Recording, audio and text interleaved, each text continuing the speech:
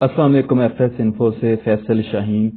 برطانوی special forces کا operation جس نے پورا خاندان اجاڑ دیا، ماں باپ کی لاشیں موجود تھیں مگر 9 عمر بچے غائب تھے۔ ہانا اوگریڈی اور جوئل گینٹر کی بی بی سی نیوز سے ایک رپورٹ ہے جو آپ کی خدمت میں حاضر ہے۔ 6 اگست 2012 کی شام عبدالعزیز اپنے بیٹے کے ساتھ اس کی زندگی کا آخری کھانا کھانے کے لیے بیٹھے ہوئے تھے۔ رات کے اس کھانے میں عبدالعزیز کے علاوہ ان کی اہلیہ اور 5 میں سے 4 بچے اور 2 پوتے بھی شریک تھے۔ اسلامی کیلنڈر کے حساب سے رمضان کا مہینہ چل رہا تھا اور اس روز 18واں روزہ تھا۔ یہ خاندان افغانستان کے صوبے نمروز کے شیش آباد گاؤں کے ایک سادہ سے گھر میں رہائش پذیر تھا۔ اس دن کا بھی آغاز لگے بندے معمول کے مطابق ہوا تھا۔ طلوع آفتاب سے قبل سب اہل خانہ نے سحری کی۔ روزے رکھنے کے بعد خاندان کے تمام اپنے اپنے کام پر چلے گئے۔ عبدالعزیز کے بڑے بیٹے حسین نے اپنی چھوٹی سی کریانے کی دکان کھولی۔ حسین کی اہلیہ رقیہ اپنے 2 چھوٹے بچوں کی دیکھ بھال اور گھر کے کام میں مشغول ہو گئیں۔ ان کے پڑوسیوں نے افطاری کا اہتمام کرنے کے لیے ایک بکرا ذبح کیا۔ اگرچہ اس روز سب کچھ معمول کے مطابق ہو رہا تھا مگر صرف ایک بات خلاف معمول تھی، اور وہ یہ کہ اس دن وہاں ان کے گاؤں میں 2 نامعلوم افراد آئے تھے۔ افغانستان کے دیہی علاقوں میں غیر متوقع مہمانوں کا آنا کوئی خلاف معمول نہیں ہے۔ مقامی روایات یہی ہیں کہ ایسے مہمانوں کی خاطر تواضع کی جائے، مگر عبدالعزیز ان دونوں مہمانوں کی آمد سے تھوڑا چکنا ہو گئے۔ انہوں نے اپنے بیٹے حسین کو بتایا کہ وہ اپنی دکان جلدی بند کریں اور گھر واپس آ جائیں۔ عبدالعزیز بتاتے ہیں کہ افطار کے وقت دونوں غیر متوقع مہمانوں کو کھانا پیش کیا گیا جو انہوں نے علیحدہ علیحدہ کھایا، اور پھر دونوں اجنبی رات 10 بجے کے قریب کچھ کہے بغیر وہاں سے چلے گئے۔ شیشہ باغ کے گاؤں میں یہ اگست کی ایک شدید گرم رات تھی، اور یہی وجہ تھی کہ عبدالعزیز خاندان کے تمام افراد باہر صحن میں بیٹھ کر کھانا کھایا۔ اب کھانے کے بعد عبدالعزیز نے اہل خانہ کو بتایا کہ وہ تھکاوٹ کا شکار ہیں اور اپنے بستر پر جا کے کچھ آرام کرنا چاہتے ہیں۔ انہوں نے اپنے بیٹے حسین، بہو رقیہ اور دونوں پوتوں کو شب خیر کیا اور سونے کے لیے چل پڑے۔ عبدالعزیز کے پوتے اس وقت چھوٹے تھے۔ عمران 3 برس کے تھے جبکہ ان کے بھائی بلال فقط 1.5 برس کے تھے۔ ان دونوں کو اب یہ یاد نہیں کہ اس رات کو آگے چل کر کیا کچھ ہوا، مگر انہیں معلوم تھا کہ سونے سے قبل ان کے والد اپنے پلنگ کو صحن میں لے کر آ جاتے تھے، کیونکہ ان کے گھر کے مشترکہ سونے کے کمرے میں گرمی کی وجہ سے بہت حبس ہو جاتا تھا۔ اس رات یہ دونوں بچے آخری بار کھلے آسمان کے نیچے یعنی گھر کے صحن میں اپنے والدین کے ساتھ سوئے۔ یہ 2012 کی بات ہے۔ اس وقت امریکہ کی سربراہی میں اتحادی افواج کو افغانستان میں جنگ شروع کیے ہوئے 10 برس بیت گئے تھے۔ اتحادی فوج کے elite special force units Afghanistan میں باقاعدگی کے ساتھ نام نہاد ڈیلیبریٹ ڈیٹینشن آپریشن یعنی کہ مشکوک افراد کی گرفتاری کے لیے منصوبہ بندی سے چھاپا مار کارروائیاں کرتے تھے۔ یہ مشن کل کیچر تھا، کل کیچر مشن تھا، یعنی مارو اور گرفتار کرو کے طور پر جانا جاتا ہے۔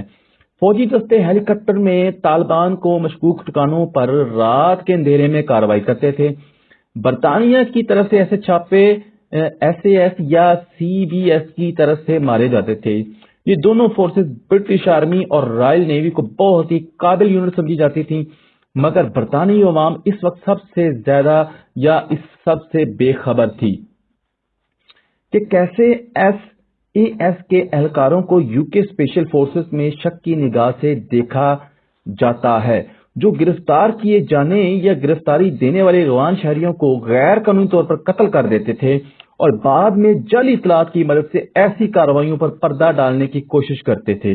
اس حوالے سے بی بی سی سے پینورما تحقیقاتی رپورٹ جو کہ رواں برس کے آغاز میں شائع ہوئی تھی میں یہ ظاہر کیا گیا تھا کہ ایس اے ایس اسکواڈرن نے 54 لوگوں کو مشکوک حالات و واقعات میں قتل کیا ہے۔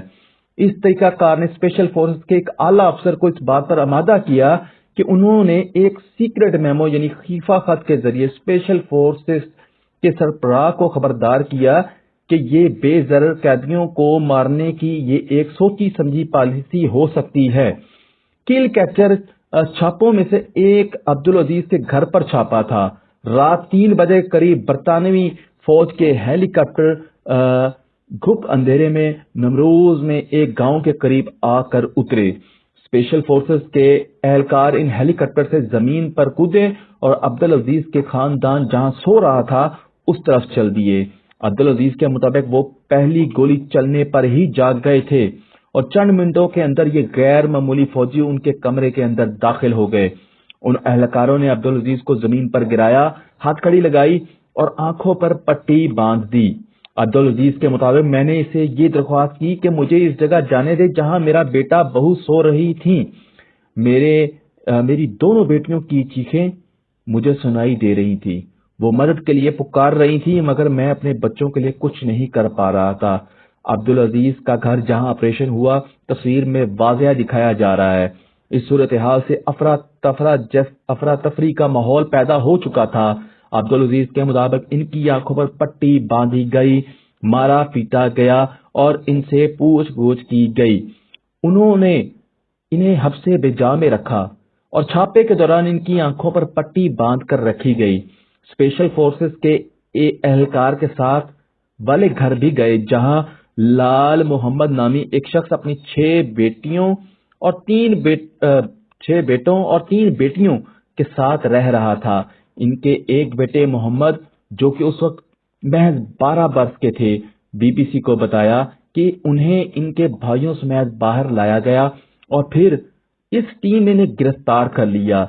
इनकी आंखों पर पट्टी बांधी गई और ये सूरत हाल छापामार कार्रवाइयां खत्म होने तक रहीं। जब ये फौजी गांव से निकल गए तो इसके कई घंटे बाद अब्दुल अजीज अपनी आंखों पर से पट्टी उतारने में कामयाब हुए और सुबह की रोशनी में घर के इस हिस्से में पहुंचे जहां इनकी बेटा और पोते सोए हुए थे। इनके मुताबिक वहां हर जगह खून ही खून था।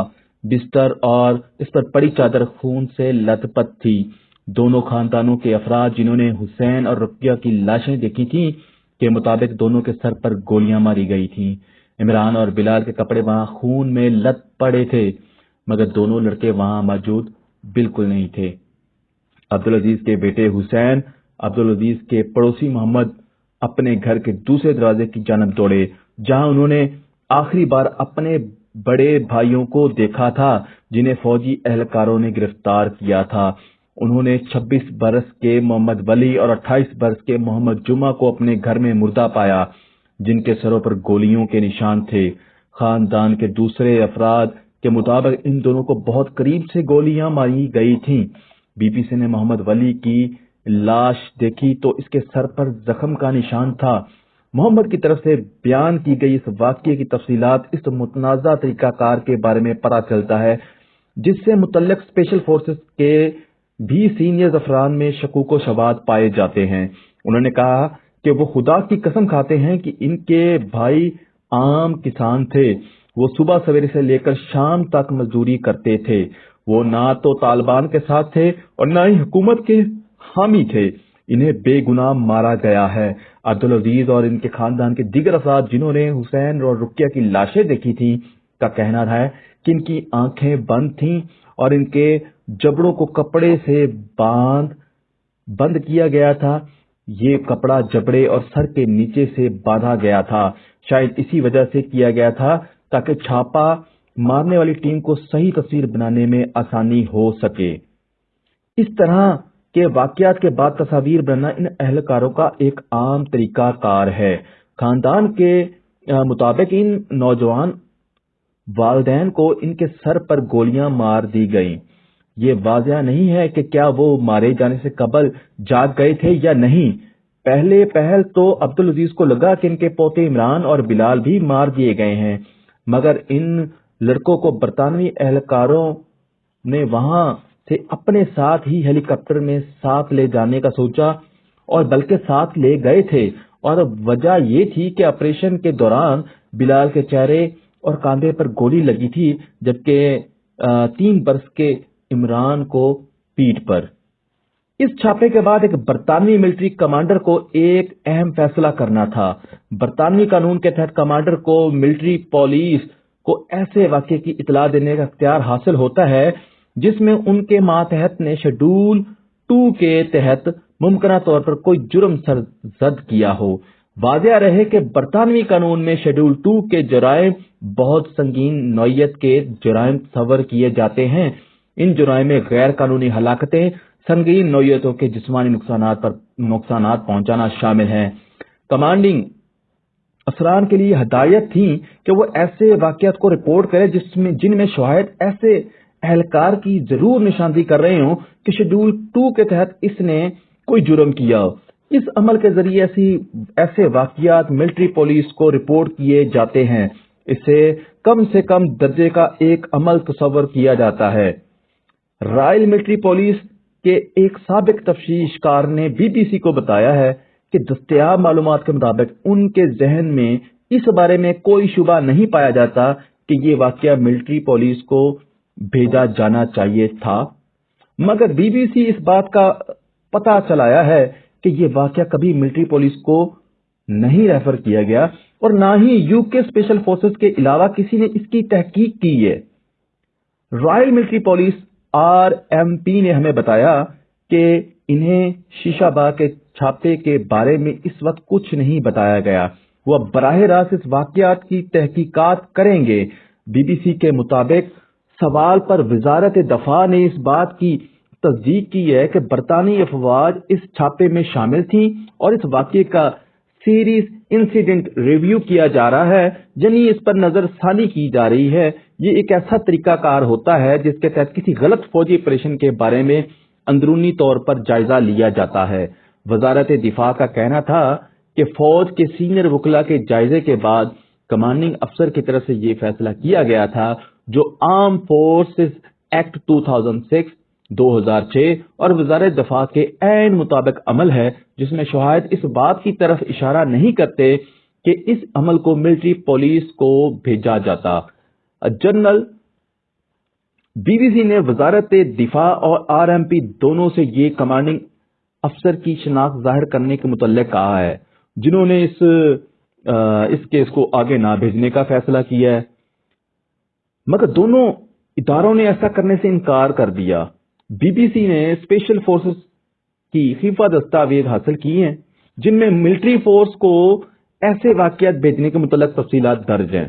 ان دستاویز کے مطابق جب ایک بار SIR یعنی ریویو مکمل ہو جائے تو پھر اس کے بعد ڈائریکٹر اسپیشل فورسز کو بھیجا جاتا ہے، جو برطانوی اسپیشل فورسز میں سب سے اعلیٰ عہدہ ہوتا ہے، جو یہ فیصلہ کرتا ہے کہ آیا کسی خاص واقعے کو ملٹری پولیس کو بھیجنا ہے یا نہیں۔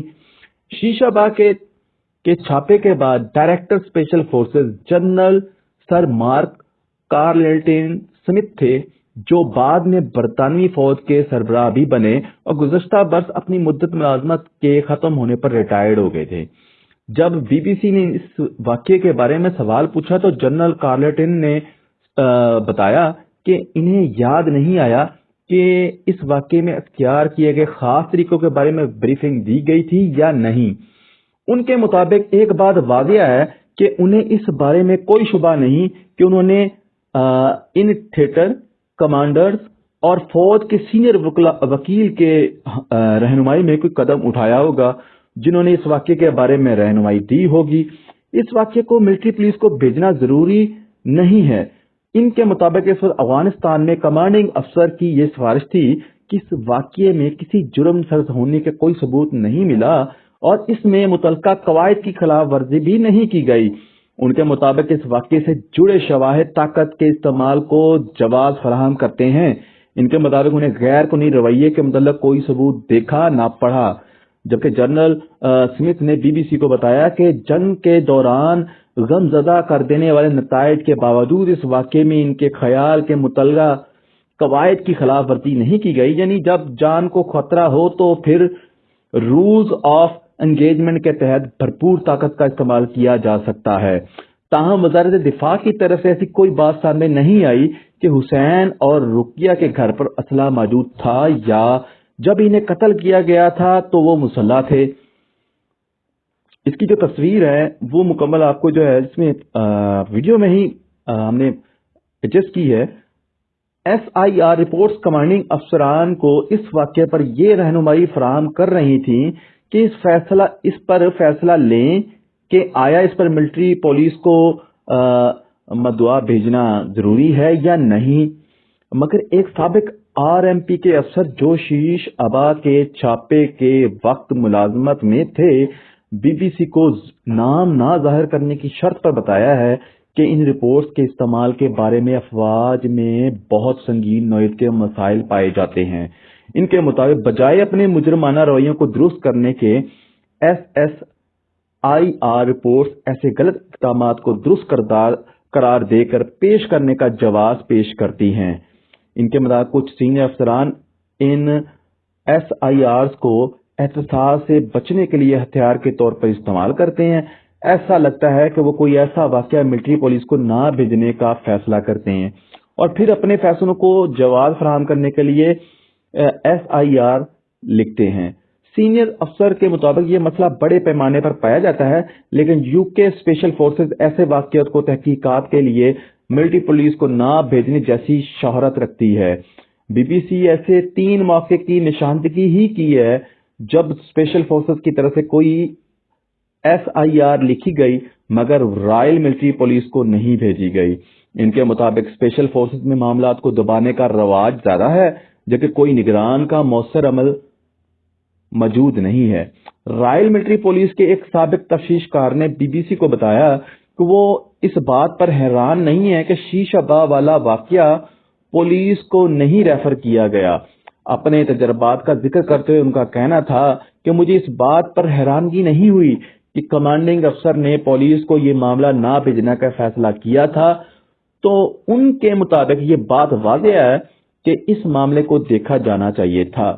BBC کے سوالات کے بعد ایک حالیہ جائزے کا حوالہ دیتے ہوئے RMP کے ایک ترجمان نے کہا کہ اس کا قطعی مطلب یہ نہ لیا جائے کہ یہ واقعہ غیر قانونی ہے یا برطانوی افواج برطانوی پولیس کو باخبر رکھنے میں ناکام ہوئی ہیں، تاہم ان کے مطابق ان تمام امور کو جائزے میں مد نظر رکھا جائے گا۔ وزارت دفاع نے کہا کہ یہ برطانوی حکومتوں کی پالیسی رہی ہے کہ اسپیشل فورسز کے معاملات پر کوئی تبصرہ نہ کیا جائے اور یہ کہ تمام برطانوی فوج آپریشن برطانوی بین الاقوامی قوانین لا آف آرمڈ کنفلکٹ کے عین مطابق کیے گئے ہیں۔ BBC نے وزارت دفاع سے پوچھا کہ کسی کو کبھی شیشہ با واقعے پہ کوئی ضابطے کی سزا دی گئی ہے یا نہیں، مگر انہوں نے اس پر تبصرہ کرنے سے انکار کر دیا۔ جب اس دن نمروز میں صبح ہوئی تو ہیلی کاپٹرز جو کہ اپنے فوجی اڈے پر پہنچے تو ان میں سے زخمی عمران اور بلال کو بھی لایا گیا تھا۔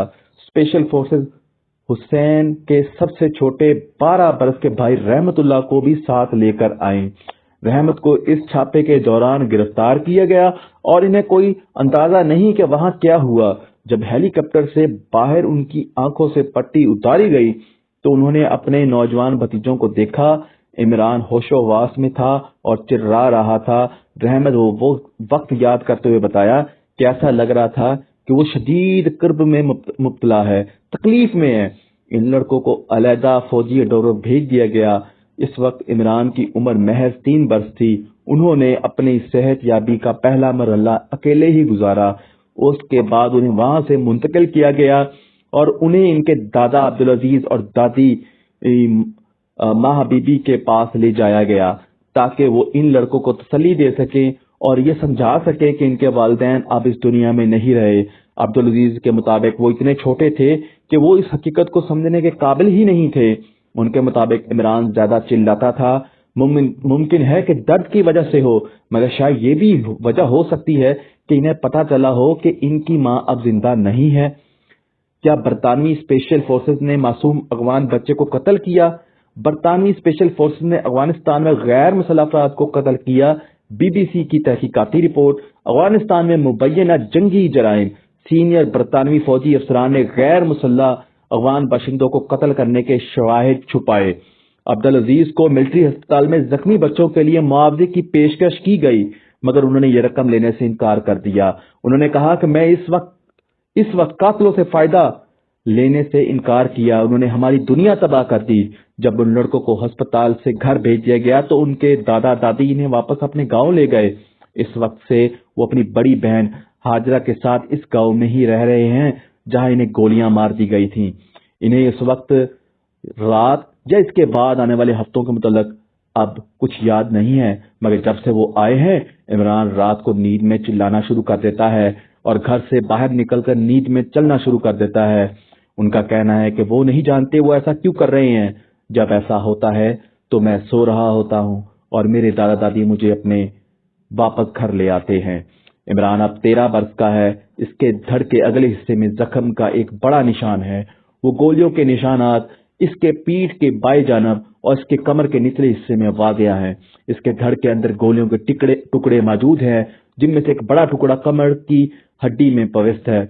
अपने पेट और पुष्ट पर गोलियों के इन निशानात पर बात करते हुए इनका कहना था कि जिस्म के अंदर रह जाने वाले गोलियों के टुकड़ों से मुझे दर्द महसूस होता है और मुझे अपने मैदे में दर्द महसूस होता है।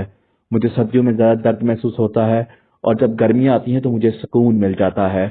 बिलाल अब 11 वर्ष का है। इसके चेहरे पर गोली का निशान है जिसने इसकी बाईं आंख की इंतहाई करीब से इन्हें हदफ बनाया था। इसके कंधे पर एक ऐसा निशान है जहां एक और गोली इन्हें लगी थी और इससे इनकी हड्डी में गोली का एक टुकड़ा प्रविष्ट हो गया था। बिलाल जब अपने बाजू को ज्यादा इस्तेमाल करता है तो इसे दर्द महसूस होता है। बिलाल के चेहरे पर जहां पर गोली का निशान है वो ये बात याद दिलाता है कि वो मौत से कितने करीब थे।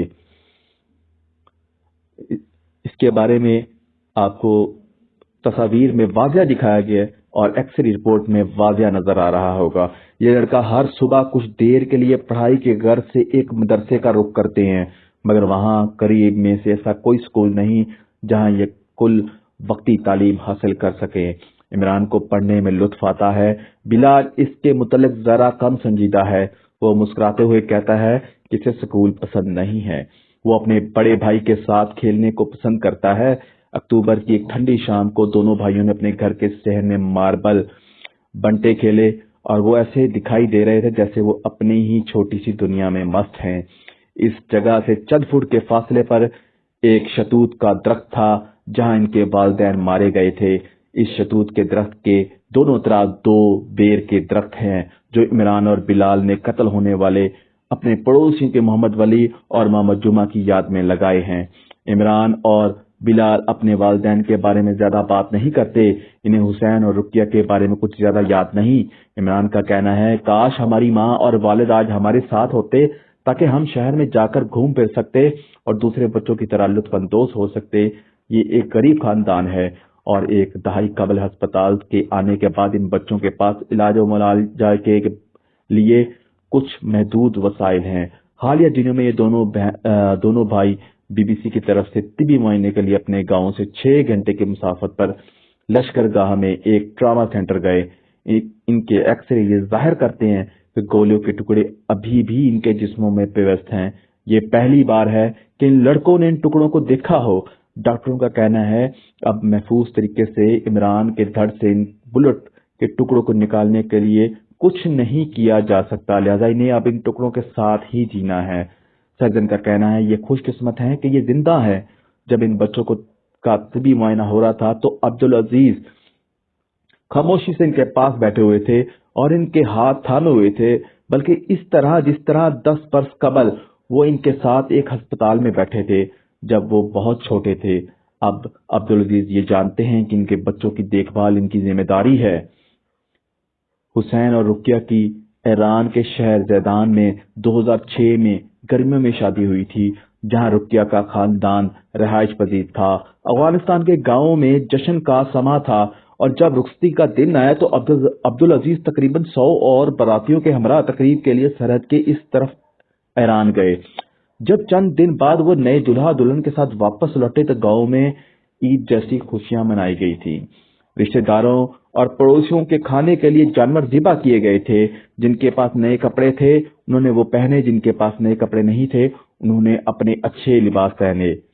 अब्दुल अजीज इस तकरीब को याद करते हुए कहते हैं कि ये हर एक दिन के लिए एक बहुत खुशी का लम्हा था। उनके मुताबिक इस दिन वो रुकिया को अपनी बेटी कहकर पुकारते थे। हुसैन نے इसके बाद अपनी छोटी सी करियाना की दुकान खोली थी। रुकिया हाफिज कुरान थी और वो मकामी बच्चों को मजहबी तालीम से आरास्ता करती थी। इनकी शादी के कुछ अरसे बाद इनकी बेटी हाजरा की पैदाइश हुई। इसके बाद इमरान पैदा हुए। फिर 1.5 बरस के बाद बिलाल की वलादत हुई। हुसैन अब एक खानदान के सरबराह बन चुके हैं और अपनी नई हैसियत में वो खानदान के नान नुक्के के भी जिम्मेदार थे। वो अपना पैसा अपने बहन भाइयों पर खर्च करते थे। पहले उन्होंने इनकी तालीम के खर्चात उठाए और फिर इनकी शादियां भी कराईं। इनके छोटे भाई मंसूर का कहना है, हमारी एक मजबूत ताकत है और वो हमारी एक मजबूत ताकत थे जब वो जिंदा थे। हमें किसी भी चीज की कोई परेशानी नहीं थी। जब हुसैन को मारा गया तो उसके बाद अब्दुल अजीज को दोबारा मेहनत मजदूरी की तरफ लौटना पड़ा। अब 55 बरस के अब्दुल अजीज अपना दिन रात ज़राअत के लिए नहर खोदने में गुजारते हैं, जिसका इन्हें एक दिन का मुआवजा 200 अगवानी यानी 2 पाउंड से भी कम मिलता है। अब इन्हें इन लड़कों की जख्मों के बदले मुआवजा ना लेने का दुख है। अब अगर इन्हें मुआवजे का कहा जाए तो वो इसे कबूल कर लेंगे। उनका कहना है कि अब मैं ज़ईफुल उम्र हो चुका हूँ और मेरे लिए काम करना और बच्चों का नान नुस्खा पूरा करना मुश्किल होता जा रहा है। अब्दुल अजीज एक वक्त पर रोजाना इस कब्रिस्तान का रुख करते हैं जहां इनके बेटे हुसैन और बहू रुकिया मदफून हैं। हुसैन की माँ बीबी अक्सर इनके साथ कब्रिस्तान जाती हैं। वो इस कदर दुखी हो जाती हैं कि वो हिजानी कैफियत में मुब्तला हो गई, जिस कैफियत से वो बाहर नहीं निकल सकी। इसी के साथ अपने मेजबान को इजाजत दीजिएगा। अल्लाह ने के बाद अगर आप हमारे चैनल पर नए हैं तो सब्सक्राइब, लाइक, शेयर करना ना भूलिएगा और इस तरह की इंफॉर्मेटिव वीडियो देखने के लिए हमारे साथ बने रहिए। अल्लाह ने के बाद।